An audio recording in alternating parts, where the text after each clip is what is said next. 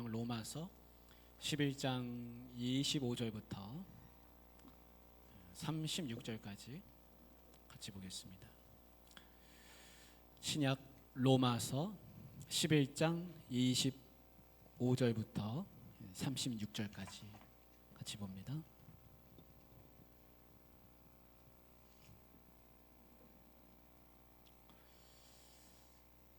우리 한 절씩 같이 교독하겠습니다. 형제들아, 너희가 스스로 지혜 있다 하면서 이 신비를 너희가 모르기를 내가 원하지 아니하노니, 이 신비는 이방인의 충만한 수가 들어오기까지 이스라엘의 털어는 우둔하게 된 것이라.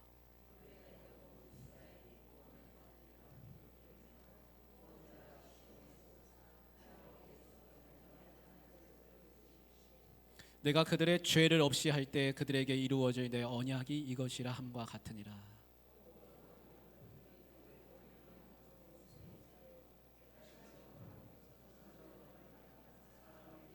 하나님의 은사와 부르심에는 후회하심이 없느니라.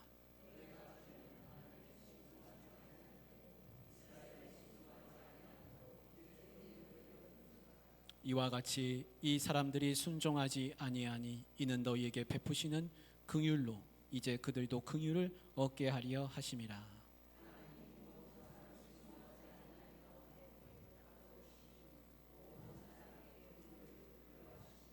깊도다 하나님의 지혜와 지식의 풍성함이요 그의 판단은 헤아리지 못할 것이며 그의 길은 찾지 못할 것이로다. 누가 주께 먼저 드려서 갚으심을 받겠느냐? 이는 만물이 주에게서 나오고 주로 말미암고 주에게로 돌아감이라. 그에게 영광이 세세에 있을지어다. 아멘. 무더위 가운데서 여러분 잘 지내시고 또 건강하시면 참 좋겠습니다. 요즘 파리 올림픽이 한창 하고 있잖아요. 그걸 보면서 여러분 참 재밌고 또 행복하지 않습니까? 근데 이제 그걸 보면서 그런 생각이 듭니다. 사람이 할 수 있는 최고의 실력을 보여주잖아요, 그죠? 최고의 활쏘기, 활을 어떻게 그렇게 하면 잘 정확하게 쏠 수 있을까? 사람이 보여줄 수 있는 모든 갈고 닦은 실력을 거기서 다 보여주는데요. 여러분 거기서 1등이 있잖아요, 그죠? 메달리스트가 있는데 우리 신앙으로 메달리스트가 되면 참 좋겠다 그런 생각 듭니다. 그 사람들은 열심히 운동해가지고 최고의 올림픽 선수가 되는데 우리도 이왕 하는 신앙생활 열심히 해서 하나님 보시기에 참 금메달리스트 같은 그런 신앙생활 하면 좋겠다 그런 생각 듭니다. 그 파리 올림픽 이제 지나가는 걸 계속 보게 되는데요. 생방은 못 보고 지나간 것만 보잖아요. 어제 했던 거. 근데 이제 좀 특이한 게 있습니다. 진 경기는 다시 보고 싶지 않아요, 그죠? 근데 이긴 경기는 봐도 지겹지 않습니다. 또 보고 또 봐도 재밌습니다. 이긴 거는 계속 보는 거예요. 2번, 3번, 4번, 5번 계속 봐도요. 또 재밌어요. 아, 이겼구나. 기분이 통쾌하잖아요. 시원하고 행복하잖아요. 여러분 이기는 게 참 중요합니다. 신앙생활 승리하는 게 중요합니다. 맨날 넘어지고 쓰러지고 신앙생활, 영적 생활, 영적 전투에 많이 비교하는데 분명히 넘어질 일이 많이 있습니다. 여러분 넘어지지 마시고 늘 승리하실 수 있기를 간절히 바랍니다. 바울이 그 2개의 가지 이야기했습니다. 우리 지난 시간 좀 복습하면서 같이 좀 가면 좋겠는데 떨어진 가지가 있다고 그랬어요. 떨어진 가지. 또 붙은 가지가 있다고 그랬어요. 바울은요, 이 떨어진 가지는 영원히 떨어진 가지고 붙은 가지는 영원히 붙은 가지라 그렇게 얘기하지 않습니다. 이 떨어진 가지는 다시 접붙임 받을 수 있다고 그랬어요. 그리고 붙은 가지는 자랑하지 말라 그랬어요. 자긍하지 말라. 얘네 개역 한글에는 자긍하지 말라 그렇게 돼 있죠. 이 개역 개정이 자랑하지 말라. 나 붙었다고 자랑하면은 큰일 난다는 겁니다. 붙었다고 자랑하다가는 떨어진다는 거예요. 그러니까 내가 붙은 것 같으면 자랑하다가 아이고 나 붙었어 이러다가 떨어질 수 있고 나 떨어졌어 이러다가도 다시 붙을 수 있다는 겁니다. 그러니까 떨어진 가지라고 해서 낙심하면 안 되고 붙은 가지라고 해서 자만하거나 자랑하면 안 되는 겁니다. 중요한 건 뭐냐? 지금 내가 붙었느냐? 예수님은 붙은 가지가 되라 그랬거든요. 붙은 가지만 열매가 있다. 지금 붙었느냐? 과거에 붙은 거 자랑하지 말고, 떨어졌다고 지금 또 낙심하지 말고, 떨어졌으면 붙을 생각하고, 붙어 있으면 떨어질까 조심하고, 그렇게 해서 항상 붙은 가지 되라는 겁니다. 이 떨어진 가지가 누구냐면 이스라엘이에요. 이스라엘. 그러니까 바울이 볼 때는 이 내 동족 이스라엘이 지금 떨어진 가지가 돼버렸는데, 이 떨어진 가지가 영원히 떨어진 가지가 될 것이냐? 바울이 말씀하는 것은 그렇지 않다는 거예요. 떨어진 가지처럼 지금 보이지만 다시 회복해서 붙을 수 있다. 돌 감람나무, 야생 감람나무 접붙임 받은 것보다 본래의 가지가 떨어졌던 것이 다시 붙을 때는 얼마든지 더 쉽게 붙을 수 있다는 겁니다. 그러니까 이스라엘은 포기된 백성입니까? 이 끝난 백성입니까? 아니에요. 그렇지 않다는 거예요. 끝난 건 없는 거예요. 다시 다 회복할 수 있다는 거예요. 이게 뭘 말해주냐면, 저 사람은 끝났어. 저 사람은 이제 나가 떨어져 버렸어. 저 사람은 구제불능이야. 그런 사람 없다는 거예요. 하나님 앞에서는 다 회복할 수 있는 거예요. 그러니까요, 여러분 다른 사람 볼 때 아이고 저 사람, 그런 눈으로 보면 안 된다는 거예요. 언제든지 그 사람이 다시 붙을 수 있어요. 그리고 나는 어떻게 될 수도 있어요? 조심해야죠. 내가 저 사람처럼 떨어져 버릴 수 있다는 것을 바울이 얘기해 줍니다. 그래서 바울은 하나님의 구원의 신비가 있다고 그랬어요.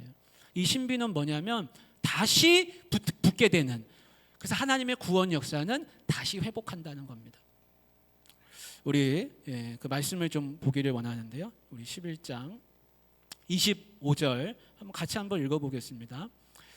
형제들아, 너희가 스스로 지혜 있다 하면서 이 신비를 너희가 모르기를 내가 원하지 아니하노니, 이 신비는 이방인의 충만한 수가 들어오기까지 이스라엘의 더러는 우둔하게 된 것이라. 아멘. 여기 형제들은 누구냐면 로마 교회 성도들이에요. 이방인들이에요. 이방인들.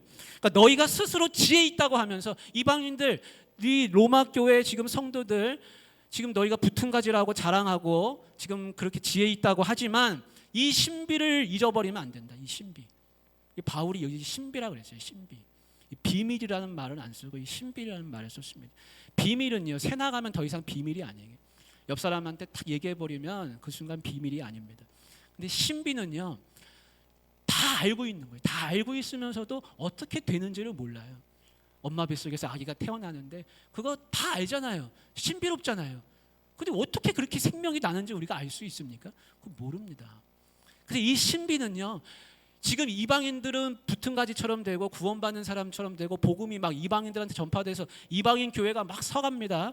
근데 이스라엘은 점점 교회를 핍박하다가 구원을, 예수님을 믿으라고 하면 하나도 안 믿고 지금 나가 떨어진 그런 가지가 돼버렸는데, 이게 신비라는 거예요. 이게 신비. 이게 왜 신비냐? 지금 이스라엘이 그렇게 예수님을 안 믿고 다 나가 떨어진 것처럼 된 모습으로 인해서 이 복음이 이방인한테 이렇게 흘러가게 된다는 겁니다. 그리고 이방인한테 흘러간 이 복음이 이방인의 충만한 수가 구원의 문에 들어오기까지 이 이스라엘은 더러는 일부가 우둔한 사람이 된다. 미련해진다. 그겁니다. 이게 신비라는 거예요. 그래서 바울은 이 구원 역사가, 이 구원, 하나님의 이 구원 계획이 지금 이 신비롭게 이루어지고 있다는 겁니다.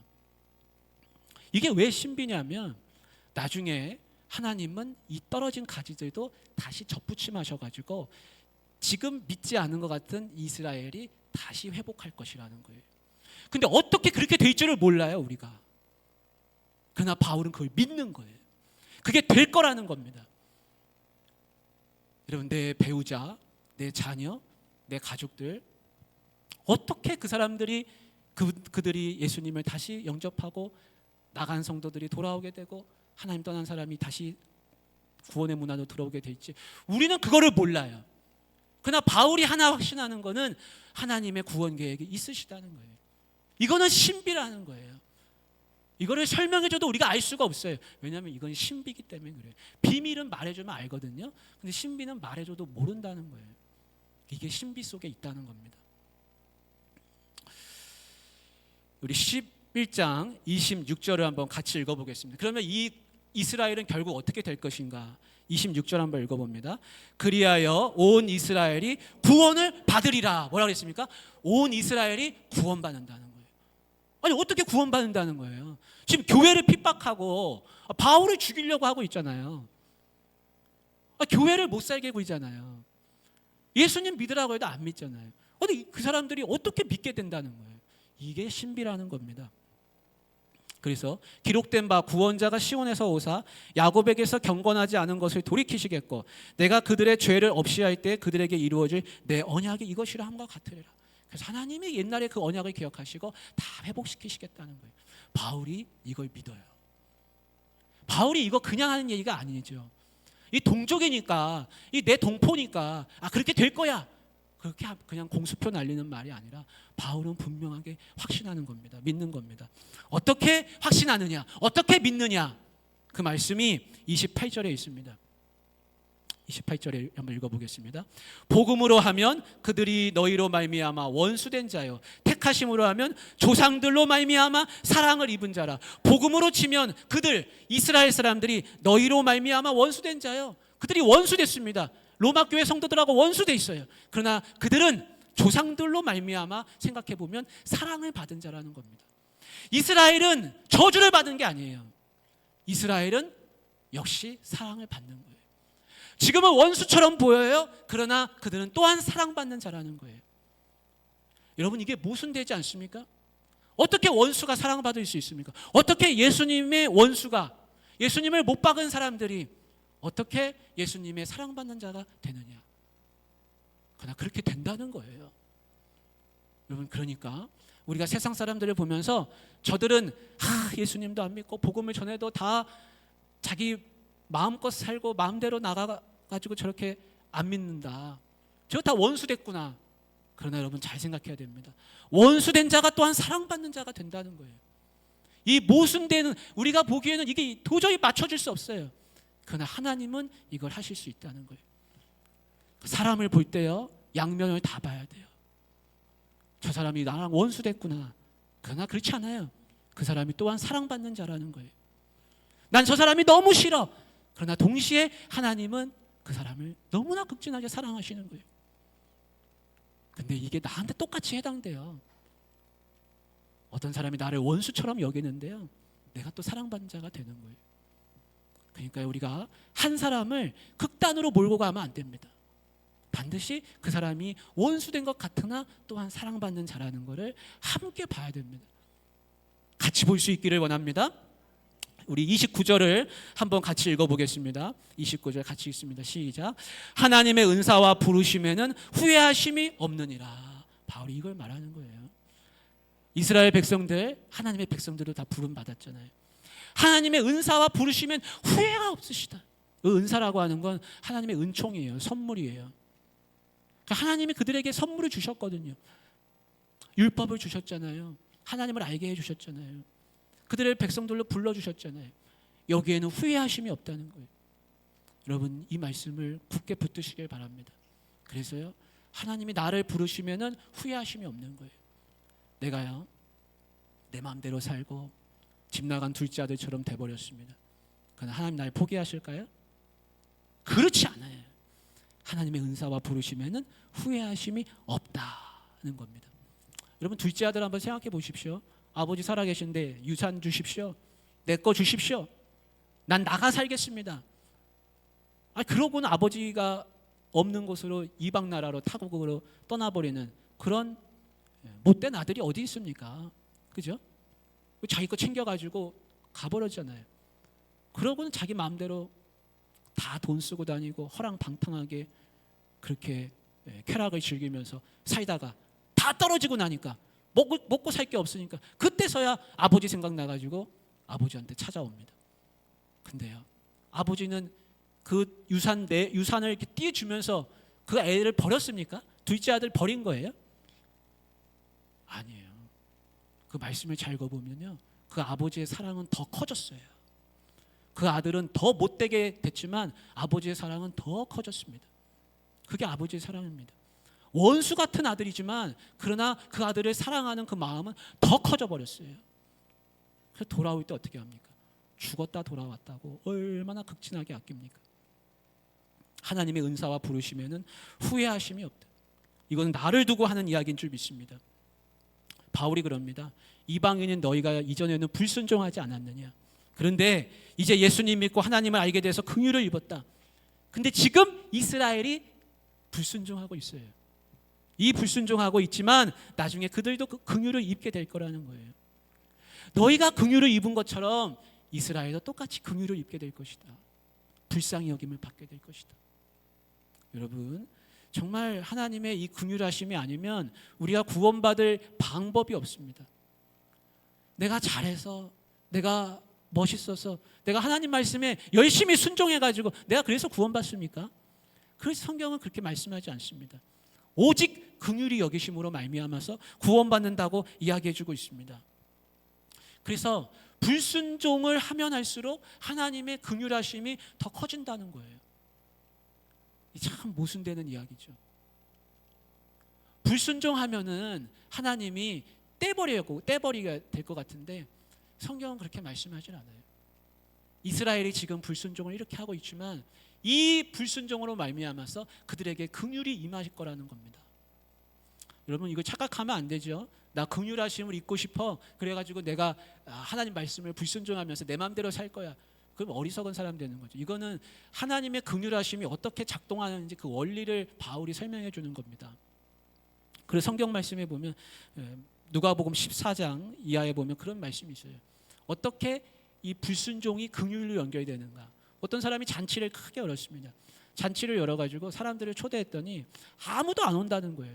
나는 밭이 있어서 그 밭 일하러 가야 됩니다. 내가 소를 사가지고 지금 소 시험하러 가야 됩니다. 나는 뭐 다른 일이 있습니다. 그 초대에 아무도 응하지 않는 거예요. 그 주인이 엄청난 화가 나가지고 종들한테 그러잖아요. 야, 길거리에 나가서 이 사람 저 사람 다 데려와라. 병든 사람 다 데려와라. 눈먼 자, 못 듣는 자, 못 걷는 자, 이런 사람 저런 사람 다 데려옵니다. 그래도 자리가 나니까 이제는 누구라도 다 데리고 와라. 아무나 다 데리고 와라. 그래서 그들의 불순종으로 말미암아서 긍휼이 임하게 되는 것을 이야기해 줍니다. 이스라엘도 마찬가지입니다. 이스라엘의 이 불순종이 결국에는 긍휼로 연결될 것이라고 바울은 이야기해 주고 있는 것입니다. 우리 32절을 한번 같이 읽어보겠습니다. 하나님이 모든 사람을 순종하지 아니하는 가운데 가두어 두심은 모든 사람에게 긍휼을 베풀려 하심이로다. 여기 32절이 마지막 하나의 결론이 돼요. 순종하지 않는 거, 불순종하는 거, 그것이 무엇이 된다는 겁니까? 긍휼하심이 된다는 겁니다. 그래서 하나님의 긍휼하심은요, 불순종을 하면 할수록 더 커집니다. 그게 그 증거가 누구예요? 그 증거가 사도 바울이고 또 우리입니다. 내가 하나님 말씀에 순종해서 긍휼을 입은 게 아니라 나는 불순종하고 불순종해서 긍휼을 입게 됐습니다. 사랑하는 우리 귀한 성도님들, 하나님의 긍휼하심, 그것을 간절히 사모하시길 바랍니다. 이방인들이 얼마나 오랫동안 이 이스라엘이 이방인을 향해서 편견을 가졌습니까? 저들은 다 구원받지 못할 이방인들, 하나님의 사랑에서 배제된 사람들, 그렇게 여겼어요. 근데 긍휼이 그들에게, 이방인들에게 임했습니다. 그리고 이제는 이방인들이 이스라엘을 보면서 저 이스라엘은 구원받지 못할 사람들, 예수님을 안 믿고 거절하는 사람들, 이렇게 생각하고 편견을 갖지만, 그러나 하나님의 긍휼하심이 다시 이스라엘에게 임하게 된다는 거예요. 그러면 다 어떻게 됩니까? 모두가 다 구원받는 거예요. 모두가 하나님 앞에 서게 되는 거예요. 그 이유는 뭡니까? 하나님의 긍휼이 여기시기 때문입니다. 우리 한번 기억하길 원합니다. 하나님이 우리를 긍휼히 여기십니다. 같이 기도하면 좋겠습니다. 여러분, 기도하실 때 하나님 우리를 긍휼히 여겨주시고 불쌍히 여겨주시고